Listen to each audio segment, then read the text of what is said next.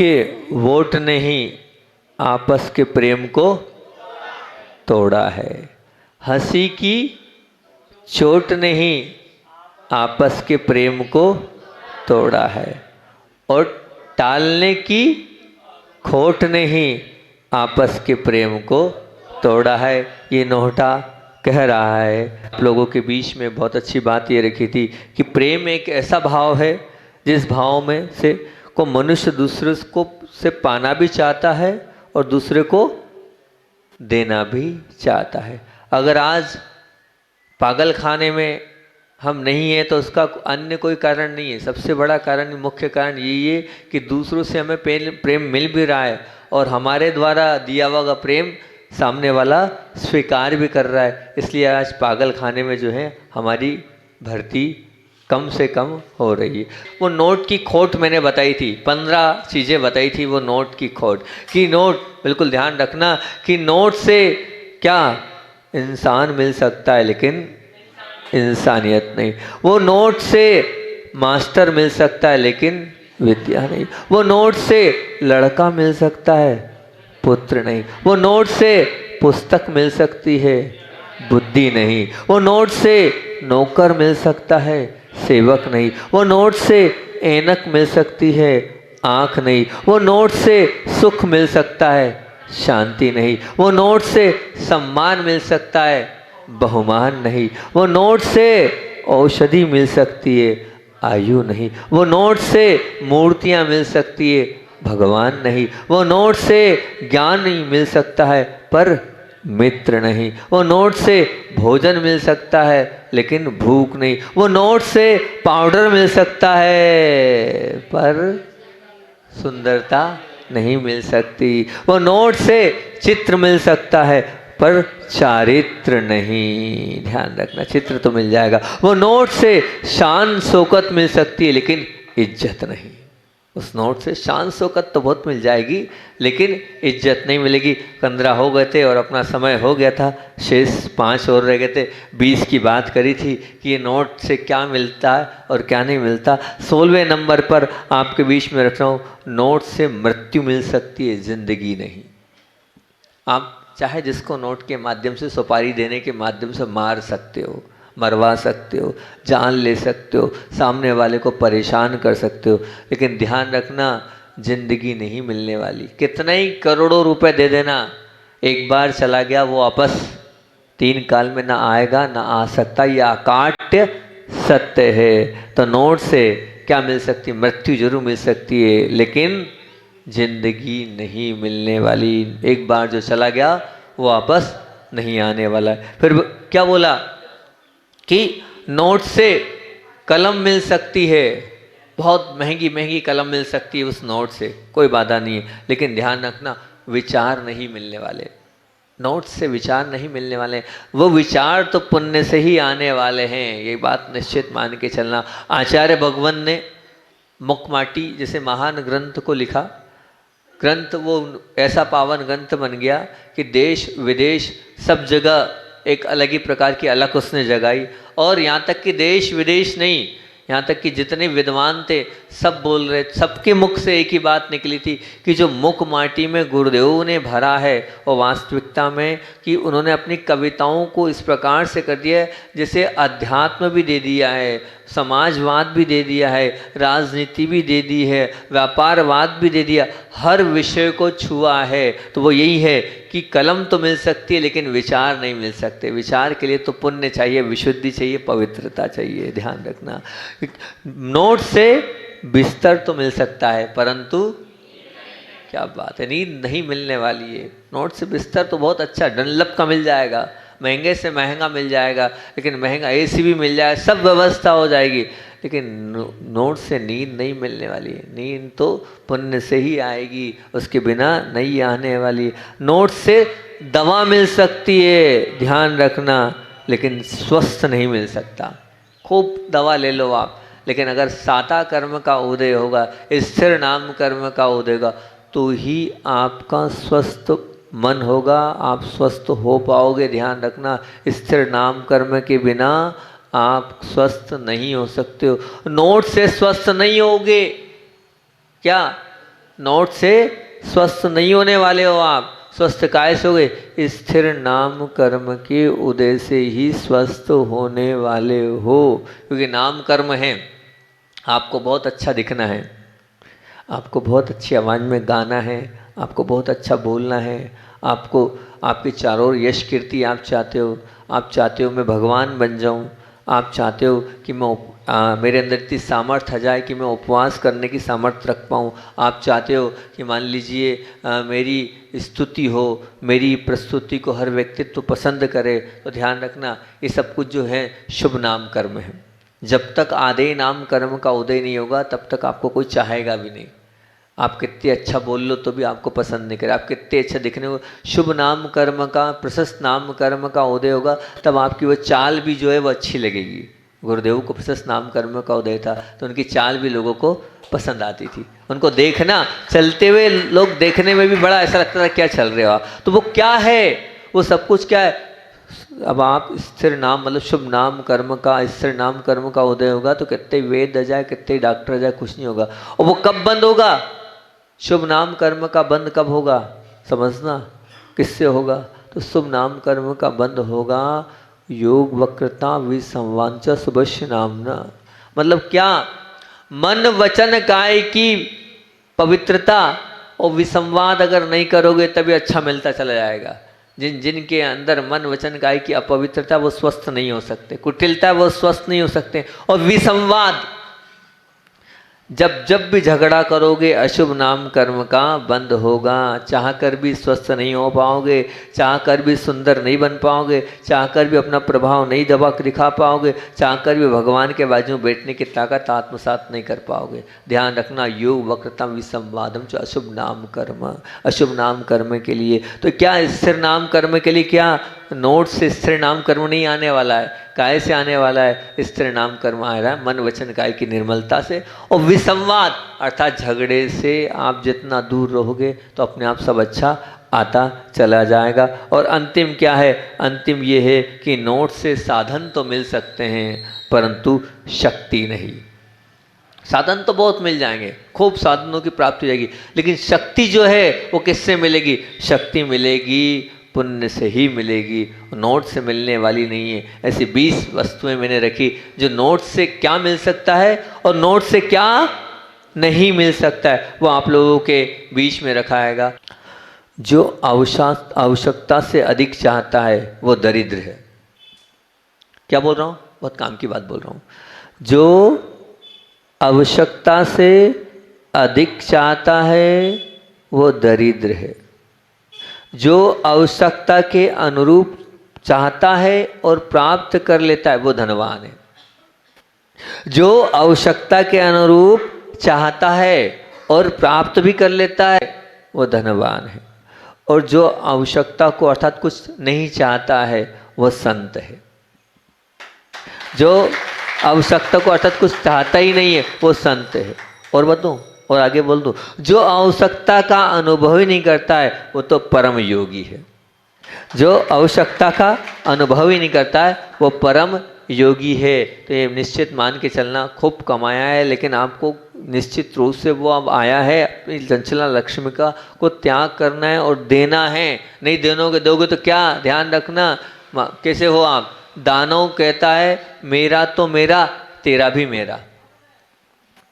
दानव कहता है अध्यक्ष जी तेरा तो तेरा, क्या तेरा तो मेरा और तेरा मेरा तो क्या बोल रहे हैं?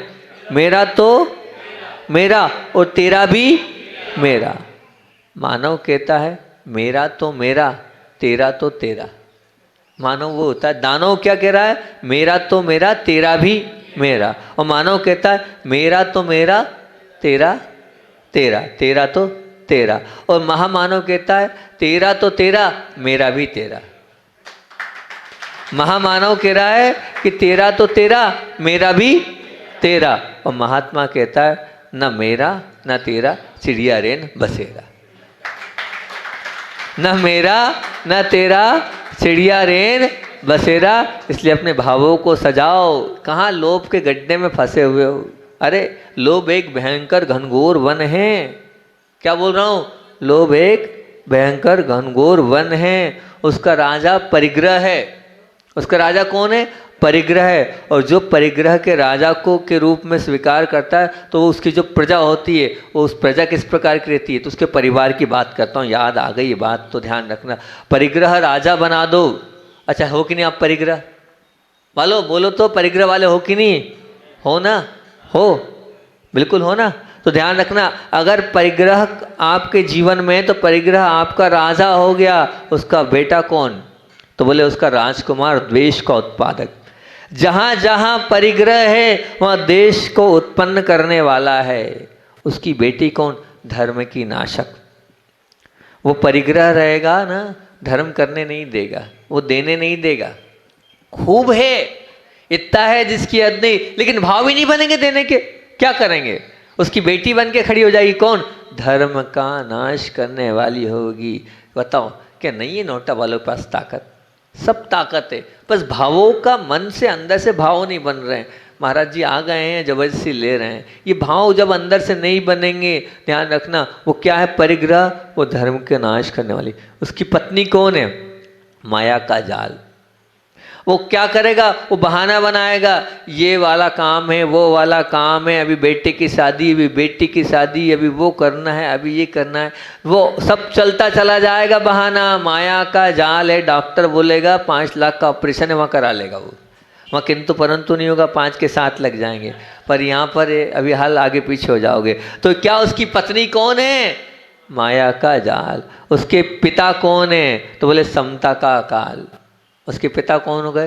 बोले समता का काल। समता नहीं रहती है लोभी के पास, नोट वाले के पास, परिगिरी के पास। बस उसके पास तो क्या रहती है? ममता ही ममता बसती है। समता को वो एक तरफ छोड़ देता है, जो लोभ के चक्कर में फंस जाता है, जो नोट के चक्कर में फंस जाता है। और नोटा वालों की खोट, ये वाले अपने नोट की बात चल रही ना, क्या अपना अपना मंगलाचरण क्या है? नोट के वोट ने ही आपस के प्रेम को तोड़ा है। तो बस उसके पिता कौन है? समता का काल। और उसके भाई कौन है? परिवार पूरा बता रहा हूं, चिंता का घर। क्या है उसका? उनके भाई कौन है? चिंता का घर। जब जब भी नोट के पीछे दौड़ोगे, चिंता साथ में लगी रहेगी। बिल्कुल निश्चित, ये सब लिखते जाना और याद करते जाना। चिंता का घर है। आप नोटा वालों नोट के पीछे दौड़ रहे हो तो चिंता आपके साथ लगी रहेगी। चिंता घर आपके साथ बसता चला जाएगा, बसाना नहीं पड़ेगा, वो स्वयं आपके पास आता चला जाएगा। और उसके मंत्री कौन है? नोट के और परिग्रह के, बोले अहंकार का पोषक। बिल्कुल, जितना नोट, जितना धन, जितनी संपत्ति, उतना ज़्यादा अहंकार आता चला जाएगा। अहंकार को बढ़ाने वाला अगर कोई है तो वो है नोट, और कोई नहीं। वो है पैसा, वो है आपकी लक्ष्मी। उतना अहंकार हो जाएगा, बढ़ता चलेगा। और उसके सेनापति कौन है? तो बोले सेनापति कौन है? बोले गरीबों का शोषक। जो मतलब ये सेनापति से तात्पर्य ये है, जितना पैसा आता है वो उतना कंजूस होता है, वो उतना ज़्यादा ही गरीबों का शोषण करता है, वो उतना ज़्यादा है दुरुपयोग करता है गरीबों का। जिसके पास नोट आ जाता है, बहुत लोगों को देखा, सबको तो नहीं लेकिन मोस्टली बहुत से लोगों को मैंने देखा, बचाने की ही चिंता रहती, कैसे कहाँ से किस प्रकार से बच जाए। वो सब्जी लेने भी जाता है, एक और पटक दे, एक्स्ट्रा ले ले। बताओ तुम लोग की दुकान पे कोई आता है तो कहता आधा मीटर कपड़ा एक्स्ट्रा दे दो, नीचे उतार दोगे आप? हैं बोलो, मान लो हार्डवेयर की दुकान है भैया, और एक और डाल दे, कलर का डब्बा या प्लाई का एक प्लाई और डाल दे, सब बोल देते हो क्या? बोलो तो, सब अपने अपने दुकान वाले हो। बोलो, कल गए थे बहुत बड़ी दुकान में, ऊपर लेके गए थे, देते हो क्या? एक प्लाई और डाल दो भैया। नहीं डालोगे? क्यों नहीं डालते? पर हैं ऐसे लोभी हैं, तो वो गरीबों का शोषण करने वाले हैं। नौकर है और 5,000 की जगह 3,000 में करने का चाह रहे हैं, आप विचार करो। और उसकी सेना कौन है? अधर्म का मूल। उसकी सेना कौन है? अधर्म का मूल। बिल्कुल ध्यान रखना, अधर्म का मूल हो जाएगा। नोट के आप खोट में पड़ गए, नोट को आपने वोट देना चालू कर दिया तो। और क्या है? चिंतन करता हूँ, चिंतन करने के बाद लिखता हूँ, पसंद आया तो बहुत अच्छी बात है, नहीं तो कोई दिक्कत नहीं है। तो ऐसे व्यक्ति। और उसकी प्रजा कौन है? धर्म का शूल। नोट की प्रजा कौन है? धर्म का शूल। वो धर्म का शूल जैसे चुभती है, धर्म करने दी। और ध्यान रखना उसका उसका आत्म स्वयं की क्या होती है? बोले स्वयं की वो आत्मरक्षक है। और अंतर क्या है? तो बोले अंतर है अंदर का ज्वर। वो ऐसा ज्वर है वो पूरे आपके अंदर तक को समाप्त कर देगा, लोभी बना देगा। ध्यान रखना। तो मैंने क्या बताया? उसका बेटा कौन है? देश का उत्पादक। उसकी बेटी कौन है? धर्म के नाशक। उसकी पत्नी कौन है? माया का हजार। उसके पिता कौन है? समता का काल। उसके भाई कौन है? चिंता का घर। उसके मंत्री कौन है?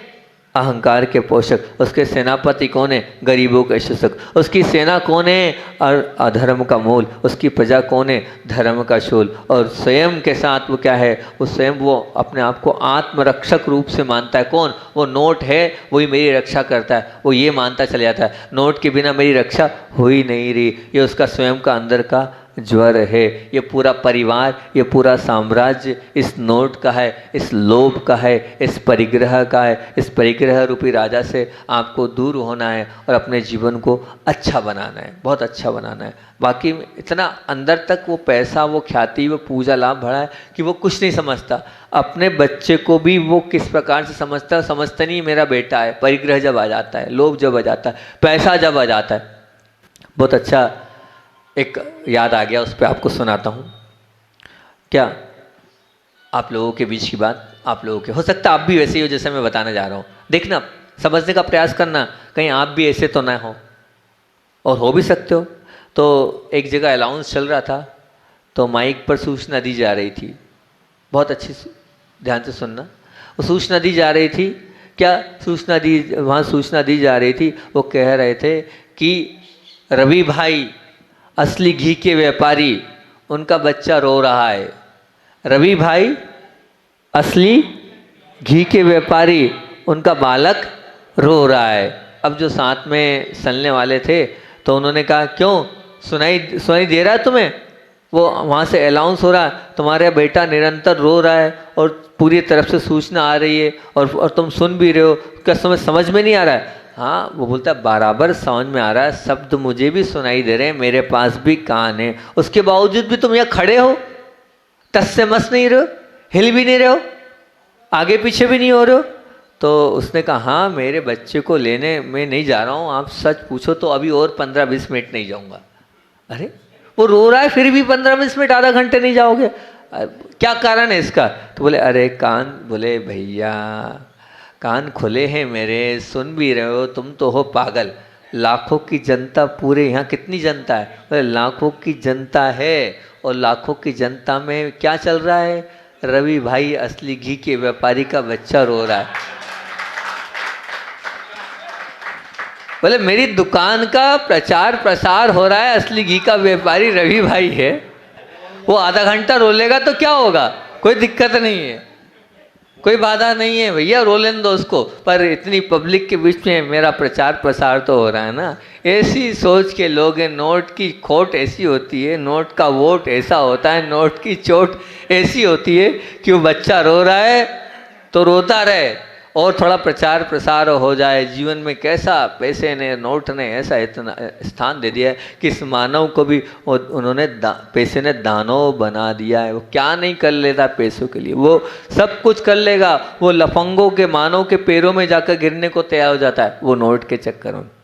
वो अपने पिता को भी खून करने को तैयार हो जाता है उस नोट में, उसमें कोई हिचकिचाहट नहीं। अपने सगे भाई की भी जिंदगी भर उसको कचहरी में चक्कर कटवा सकता है इस नोट के चक्कर में। रात को 12 बजे भी वो बड़े बड़े गुंडों से मुलाकात कर सकता है नोट के चक्कर में। वो भगवान की भी उपेक्षा कर सकता है नोट के चक्कर में। वो शैतान की भी आरती उतार सकता है नोट के चक्कर में, कोई संकोच नहीं कर सकता। वो गुरु को भी एक तरफ कर सकता है नोट के चक्कर में। नोटा वालों, एक ही सलाह दे रहा हूँ, अपने जीवन में पैसों को इतनी प्रधानता मत देना। जिसने अपने जीवन में पैसों की इतनी प्रधानता दी है उससे दोस्ती भी मत करना, उसको साथी भी मत बनाना, उसके साथ भी मत रहना। क्योंकि पापी संपत्ति इकट्ठी कर कर यदि आश्चर्य ये है कि सज्जन माने जाने वाला भी वो दुर्जन बन जाता है। इसलिए उससे दूर रहना। अगर सज्जन मानो पैसे की क्षेत्र में यदि सावधानी नहीं दर्शाता है तो ध्यान रखना वो जो लोभ है उसको दुर्जन बना देगा। आपको दुर्जन नहीं बनना है और सज्जन बनना है तो आ रहा है आने दे, लेकिन ज़्यादा विकल्प नहीं कर, उसकी विडंबना में आप नहीं फंसे। ध्यान रखना कि सिंह जो होता है ना, सिंह के दिखने वाले दांत, यदि सिंह जो होता है, सिंह मतलब समझते ना, शेर, शेर के जो दिखने वाले दांत उसके हाथ की प्रतीति नहीं कराते। जब भी वो दांत दिखाएगा तो उसका हाथ से नहीं दिखेगा, उसकी क्या दिखेगी, दहाड़ दिखेगी जब भी दिखेगी। हाथी के दिखाने वाले जो दांत यदि उसकी सुरक्षा नहीं कर सकते, सुरक्षा की प्रतीति नहीं कर सकते, उसी प्रकार ध्यान रखना लोभी के चेहरे पर दिखने वाला हास्य उसकी प्रशंसा, उसकी प्रसन्नता को प्रतीति नहीं करता। जब भी लोभी हंसता है वो प्रसन्न नहीं होता है, वो उलझाता है। क्या?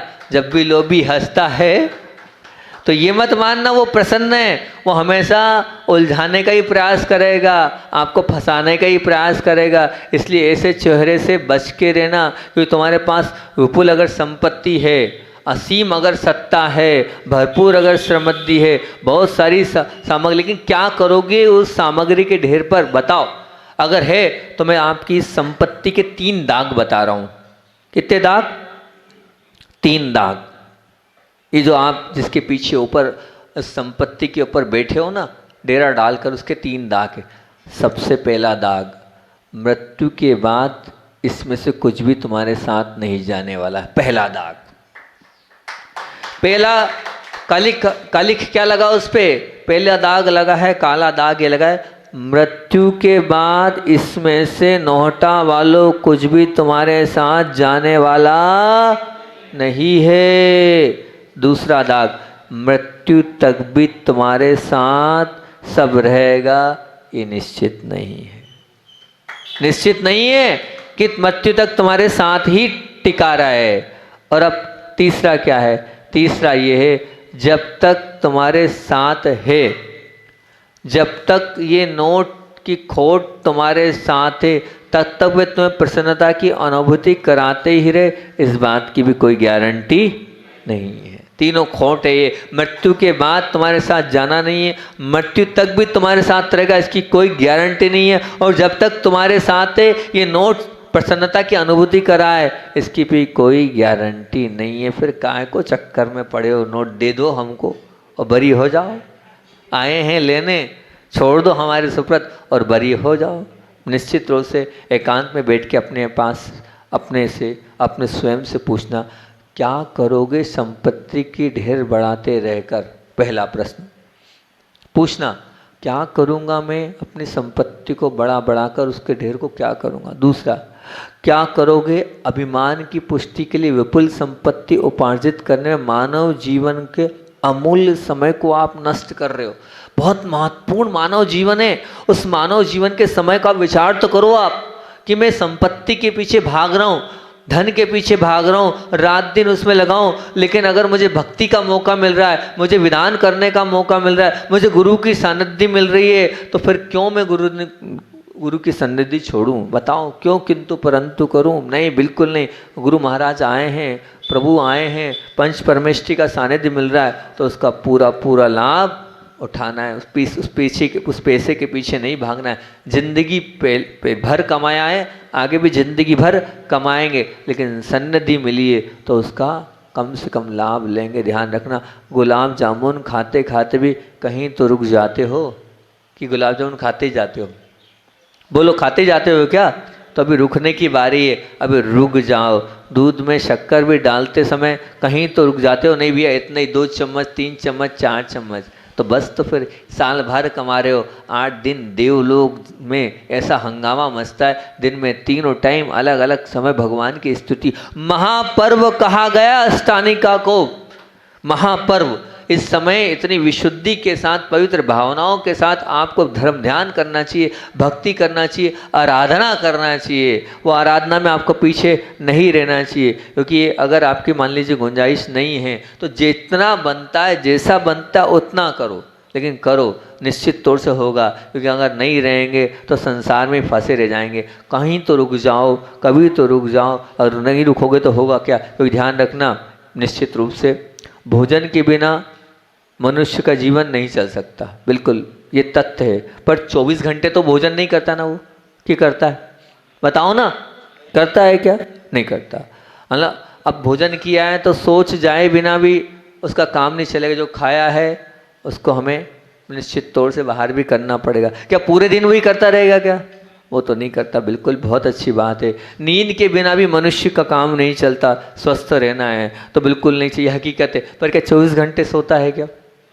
तो इन सब की जब मर्यादा है, जब आपने सबकी मर्यादा को बनाया है, तो फिर आप ये भी तो मर्यादा बनाओ कि मुझे कहाँ तक, कब तक, कितना कमाना और कितना किस प्रकार से उसका सदुपयोग करना है। ये आपका समय सदुपयोग का है। इसलिए नौटा का एक भी बच्चा हो, चाहे बच्ची हो, चाहे बड़े हो, चाहे बूढ़े हो, वो इस धर्म ध्यान की प्रक्रिया से वंचित नहीं रहना चाहिए।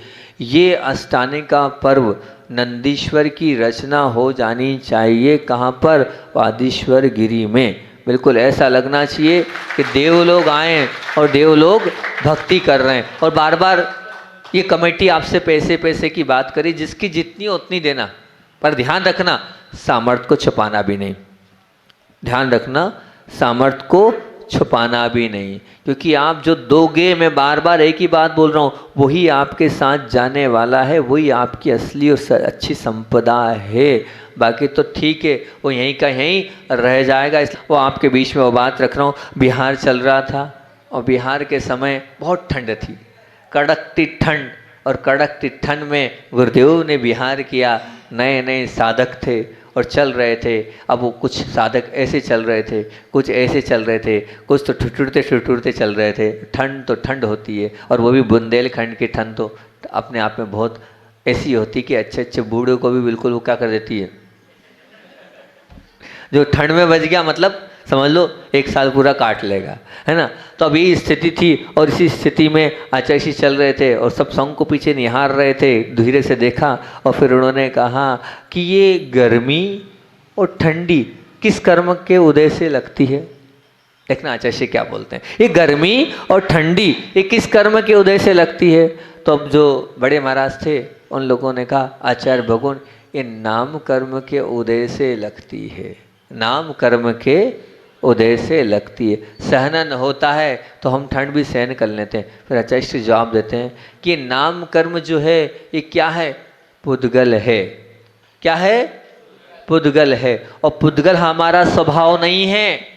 पुद्गल हमारा स्वभाव नहीं है। भले ही नाम कर्म से लग रही है ठंड, लेकिन पुद्गल हमारा स्वभाव, नाम कर्म क्या है? पुद्गल है। पुद्गल हमारा स्वभाव नहीं है। तो बोले नहीं आचार्य महाराज, ये तो हम सहन हो नहीं हो। तो फिर आचार्य महाराज उदाहरण देते पुराण ग्रंथ का। बोले ध्यान रखना, सुकुमाल को पढ़ा है? सुकुमाल जब जमीन पे चलते थे तो राई का, सरसों का दाना भी चुपता था तो खून निकल आता था। वो भी नाम कर्म का ही उदय था। उनने सहा कि नहीं, उनने माना कि नहीं मेरा स्वभाव नहीं है, आत्मा अजर अमर है। अजर अमर आत्मा होती, वो स्वभाव माना कि नहीं। इसलिए ये सब पुद्गल है और सहन करना आत्मा का स्वभाव है। इसलिए अपनी आत्मा को जगाओ। ये ठंड नहीं है, जैसे उनने बोला ठंड नहीं है, सबके ऐसे हाथ यूँ हो गए। कहाँ ठंड है? आत्मा को कोई ठंड नहीं लगती है। जवान हो तुम, बस ऐसे चलो मुट्ठी बांध कर, बिल्कुल left right left right left right, 5 minute में सबकी वो ठंड गायब हो गई। बस इसी प्रकार से हमारे अंदर भी परिसर सहने की सामर्थ्य उनके जैसे आ जाए। वो परीक्षा भी वो शिष्यों की इसी प्रकार से करते हैं। 2 लाइन बोलकर अपनी बात को विराम दूंगा। करे परीक्षा शिष्य की, करे परीक्षा शिष्य की, पूछ तत्व की बात। पूछ तत्व की बात पूछी और संबोधन दिया कि भैया ठंड में है, आप में ठंड नहीं है। दिशा बोध देते उन्हें जैसे शिशु को मात। दिशा बोध देते उन्हें जैसे शिशु को मात। बोलिए आचार्य विद्यासागर जी महामुनि राज की।